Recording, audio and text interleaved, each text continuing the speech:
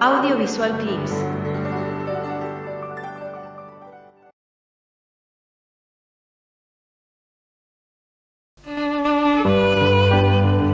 Hablaremos esta noche de Franz Schubert. No está mal, ¿no? No está nada mal de Schubert de una buena vez. cada tanto. Nació Schubert en el humilde barrio vienés de Lichtental el 31 de enero de 1797. Viena era entonces una ciudad de placer. Tenía algo del espíritu parisino, abundaban los cafés, las tertulias, también había cientos de bibliotecas, pero a diferencia de París, se trataba de una ciudad más ordenada, más pulcra.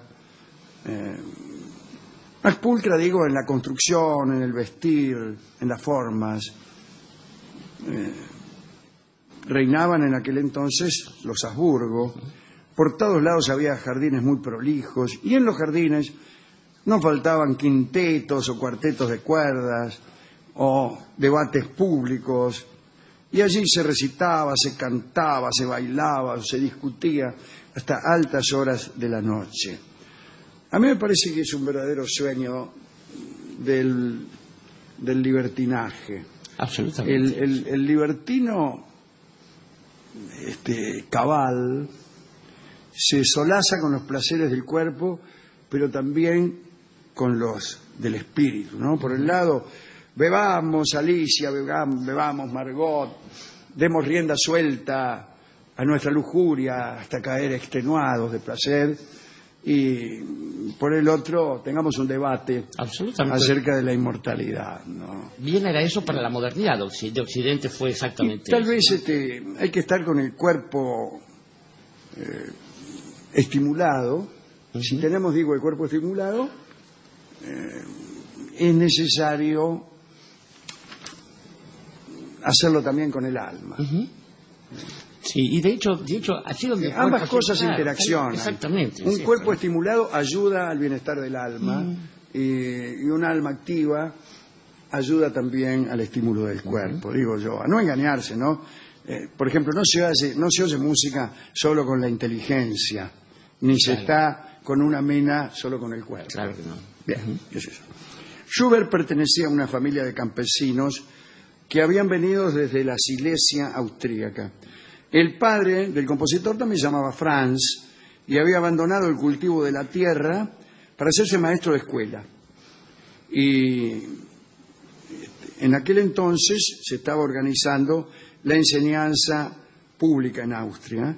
El viejo Franz, el papá de Schubert, estaba casado con la hija de un cerrajero, María, y de esa unión nacieron 14 hijos. De esos 14, solo 5 llegaron a la adolescencia, y uno de ellos fue nuestro querido Francisco Serafín Pedro, ¿no? En esa familia todo el mundo era más o menos músico. El padre tocaba el cello, tocaba el violonchelo, porque era obligación de todo maestro de escuela austríaco saber música y practicarla. Repito esto. Muy bien. Era obligación de todo maestro de escuela austríaco saber música y practicarla. Y terminada la clase, era obligación preparar el coro para la iglesia. A los 8 años, el pequeño Franz empezó a estudiar el violín. Al año ya tocaba algunos dúos con el padre. Lo mandaron entonces con el maestro Holzer. Y el maestro dijo: mire, jamás tuve un alumno como este. Parece que cuando quería enseñarle algo nuevo, el niño aseguraba que ya lo sabía, y el maestro lo único que podía hacer era admirarlo en silencio. Con Holzer el muchacho aprendió canto. Parece que cantaba maravillosamente cuando era chico. Schubert. Aprendió también órgano y armonía, y a los 11 años, este chico Franz, que tenía un registro de soprano de extensión notable, se presentó en el concurso de la Capilla Imperial. Se buscaba un solista para el coro, y el jurado, entre otros, lo componía o lo presidía nada menos que Salieri, el amigo de Mozart. El amigo de Mozart, sí. Cuando apareció este niño Franz, lo hizo vestido con un frac gris y viejo que había sido del padre en su niñez. Y todo el mundo rió como en las películas, ¿no? Ja, ja, ja, porque tenía aspecto de campesino y lo consideraban un pobre molinero. Ja, ja, ja. La gente despreciaba a los campesinos en aquel entonces, no como ahora. Franz tenía el número 21 entre 100 postulantes. Cuando le tocó cantar, el examen se suspendió. Terminó de cantar el tipo, bueno, terminó el examen y el concurso. Chao, ya está. Salieri lo admitió inmediatamente e ingresó a la capilla como alumno becado. Para eso tenía que abandonar su casa, lo que el chico hizo no sin cierto dolor, y empezó para Schubert una atormentada vida dedicada a la música, porque la verdad, amigos, que pocas veces se vio un hombre tan golpeado como lo fue Schubert. Vamos a describirlo. Era de corta estatura, dice aquí, 1,50 m. Sin embargo, en el libro de Harold Schoenberg se dice que medía 1,65 m. 15 centímetros son muchos. Es toda una vida. Otros 15 más y ya llegamos a 1,80 m. Claro. Con lo cual la frase era de corta estatura, empieza a no tener tanto sentido. Parecía chiquito, debemos decir. Era un poco gordo, miope, tenía la frente hundida, el cuello corto, dedos rechonchos, creo que lo conoces. Al caminar lo hacía con un paso extraño y era además extremadamente tímido, como no podía ser de otra manera. Sí. Desde 1811, allá por sus 14, Schubert se había convertido en alumno de Salieri y al año siguiente pudo escribir su primera sinfonía para la orquesta del colegio. Cuando todo parecía encaminarse hacia el éxito, le cambió la voz y lo echaron del coro. Eso es lo que pasa cuando uno tiene 14 años. Abandonó la capilla, regresó a su casa para ayudar al padre en la escuela y se dedicó a enseñar música. Enojado por aquella expulsión y para vengarse del destino, se puso a escribir con desesperación. Escribía a la mañana, por aquella época compuso unas 400 piezas. A veces abandonaba las partituras en cualquier lado y no las volvía a encontrar nunca. Escribía algo, lo dejaba por ahí y se olvidaba. En 1817, a los 20 años, Schubert dejó la enseñanza para dedicarse por entero a la música. Abandonó su casa, inició una vida bohemia en el centro de Viena. Entonces, ya empezaba a no ser esto una contradicción. Exactamente, muy bien. Le pareció entender que sus obras gustaban más a las mujeres y tomó la decisión de someterlas, no a las mujeres sino a las obras,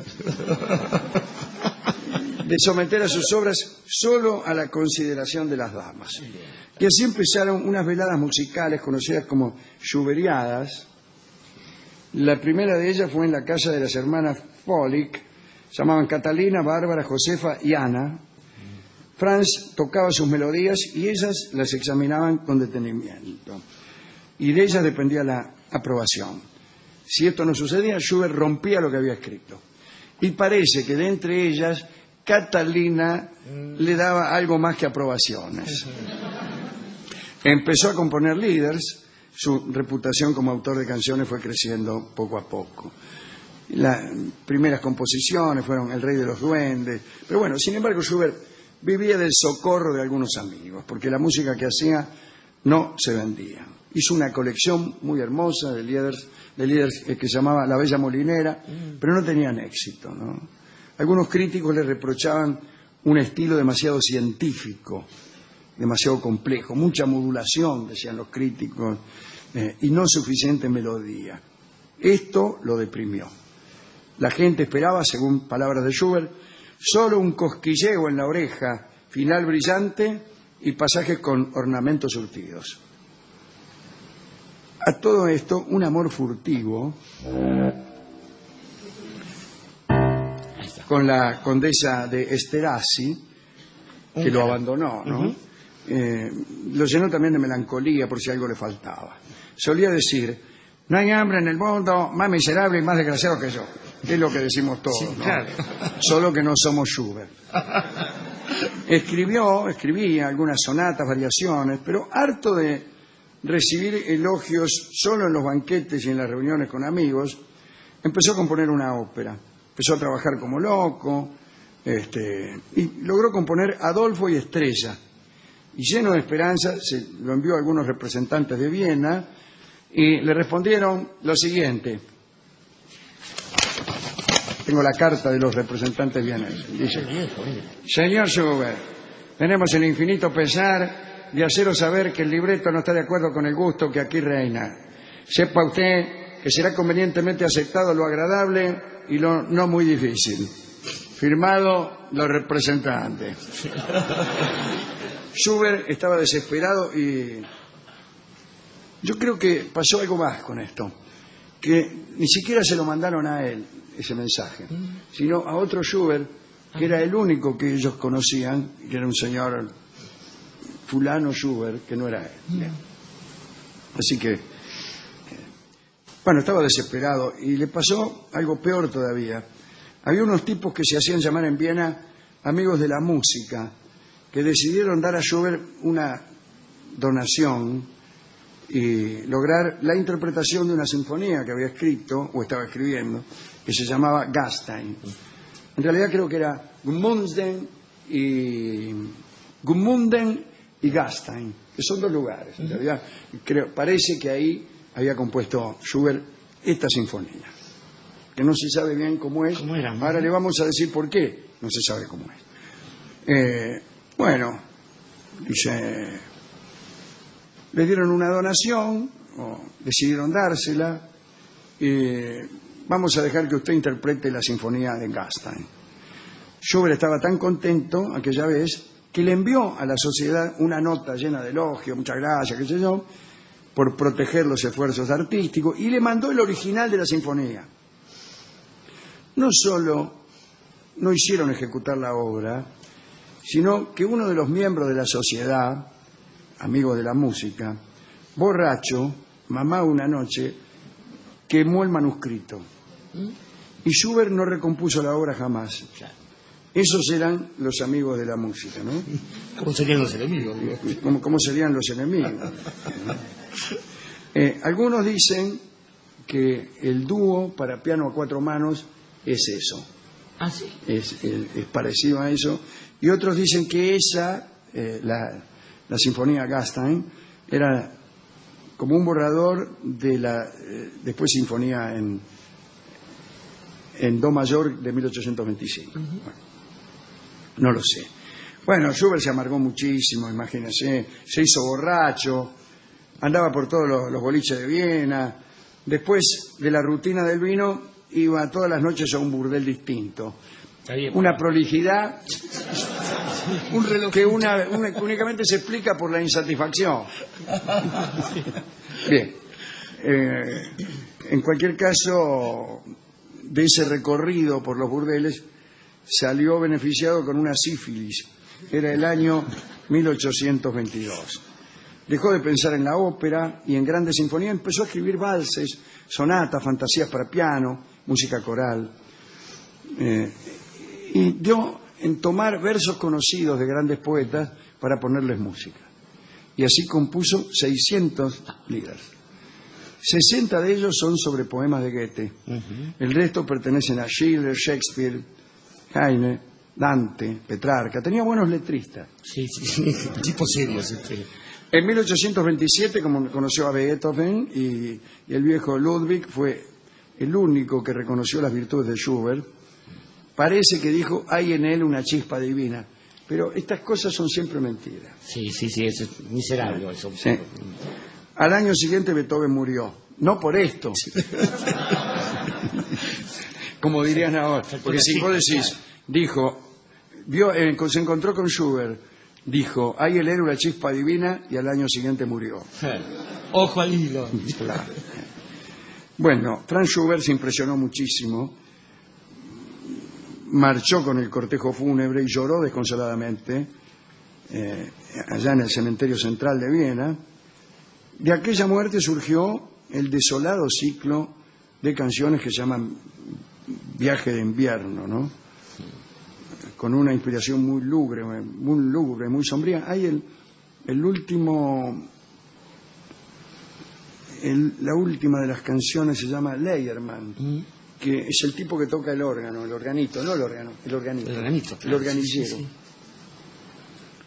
Y tiene, hay una letra también que acompaña, pero la música es extraordinaria. La letra no sé si me gusta, tan recuerdo de quién es la letra.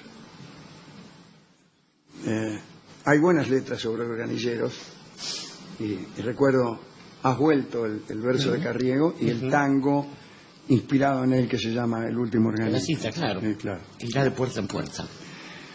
Bueno, En toda su vida Schubert dio un solo concierto, uno.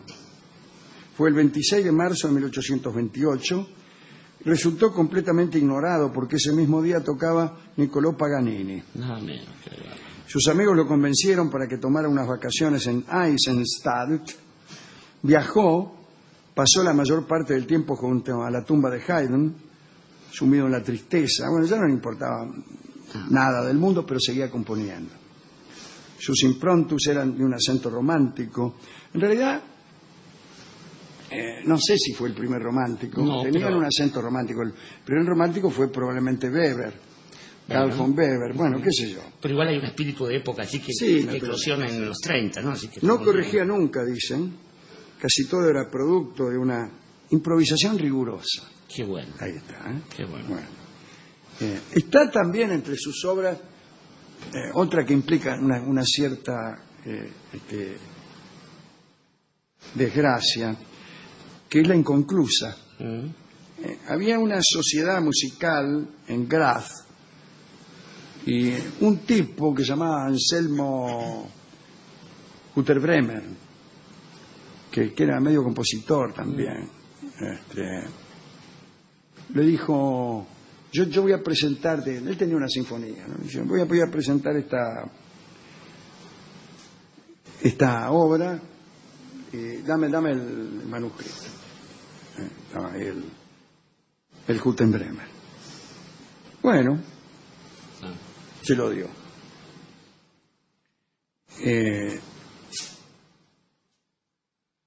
Pasa el tiempo y muere. Schubert muere enseguida, ahora, en ese mismo año. Entonces, bueno, nunca se supo qué había pasado con él. Hasta que alguien lo va a ver al Unterbremer y alguien que yo no sé si no fue el propio Schumann, muchos años más tarde, bueno, no me acuerdo bien de esto. Y le dice: yo sé que usted tiene un manuscrito de una sinfonía que tenía Schubert. Bueno, dice: sí, acá lo tengo, mire. Y había dos partes nada más, faltaban dos movimientos. Y entonces nunca se supo si Schubert había efectivamente hecho una sinfonía inconclusa, con solo dos movimientos, o si, lo que es más posible, el Unterbremer había perdido los otros dos movimientos. Yo siempre creo que un tipo pierde las cosas. Sí, claro, sí. La mejor explicación es siempre... Sí, claro. No, porque otros dicen, no, por ahí esa era la sinfonía, él pensó una sinfonía en solo dos movimientos. No, los perdió el Unterbremer, loco. Los metió en cualquier lado y se le perdieron. Bueno, pero mire... sabía que iba a ser Schubert, el otro, así que... Muy poquito tiempo después, meses después, le agarraron una fiebre y se murió ese mismo año, el 19 de noviembre, 31 años. Sí. 31 años, ¿no? Pidió ser enterrado junto al viejo Beethoven y ahí está el querido Franz, querido Pancho, en el cementerio central de Viena, al lado de Beethoven, cerca también de la fosa común en la que se dice fue arrojado nuestro amigo Mozart. Breve, desgraciada vida, ¿no? ¿A quién quiere dedicarle esto? Estaba pensando, Alejandro, yo creo junto con nuestro amigo Comte Sponville, descubrir Schubert es una experiencia de esas que cambian la vida de una persona, pero estaba pensando que este momento es especialmente emocionante en Viena porque se está construyendo todo aquello que va a ser la modernidad de Occidente y con ella las ideas, las prácticas sociales, los poderes, los imperios. De hecho se está conformando esa especie de monstruosa máquina administrativa que es el Imperio Austrohúngaro. Claro. Y se va a preparar el caldo para que 50 años después nomás se junten en esa misma ciudad donde sonaban como música de fondo, dice otro amigo de este programa, los valses de Strauss, pero los valses populares de Strauss, no los que Strauss prefería probablemente. Claro, sí. Y se juntan Lenin, Trotsky, Karl Kraus, que escribe contra todo el mundo, empezando por los periodistas, terminando por los filósofos, y que es arrollado cuando andaba en bicicleta por uno de los primeros automóviles experimentales que había, Freud mismo. Y se genera un lugar donde pasaba esto que usted decía, frente a los lujos de la aristocracia estaba la vida disipada de la bohemia y el genio de Occidente estallando a cada paso, pero sin que nadie lo reconociera, pero también sin que nadie lo terminara de aplastar del todo. Hasta el punto que... El caso de Schubert, que recién fue debidamente apreciado al final, casi a fin de siglo, ya por tipos como Brahms. Y donde descubren, creo que no sé si Schumann o Brahms, el que descubre que, por ejemplo, obras como Gretchen and der Spinnrad, una obra de una niña que está trabajando en una rueca, reproducen los movimientos de las manos, el mismo movimiento, y dice, no se puede ser tan genial y tan sutil y tan humilde al mismo tiempo como para no explicar esas cosas. Estaba pensando que además se cruza con la chica Esterházy. Recordemos que el Imperio Austrohúngaro tenía dos cabezas y los Esterházy pertenecían a la Hungría. Linda nobleza, exactamente. Y estaba pensando también que está bien que la música de esa época sea la que se va a usar para un par de novelas, porque es la marcha Radetzky, una marcha que canta todo el esplendor del imperio anunciando la caída de Occidente. Y como en nuestro fin está nuestro principio, vuelvo a Augusto Comte Sponville, uno de los filósofos más lúcidos contemporáneos, que dijo alguna vez que él pudo empezar a pensar cuando alguna vez a los 23 o 24 años escuchó por primera vez una obra musical. Y esa obra que lo emocionó, lo hizo llorar, lo hizo enamorar, lo volvió a decepcionar y a enamorar nuevamente todo en el mismo día, y de ahí hasta sus 70 años era nada menos que la Serenata de Schubert.